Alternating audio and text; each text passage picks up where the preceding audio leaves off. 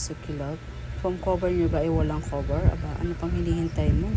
Ayan, paggawa nyo na po yan para may cover na. Bali, yung ginagawa ko po is queen size po yan. Pinahabol po yan ni Ate Vilma Ragudo po.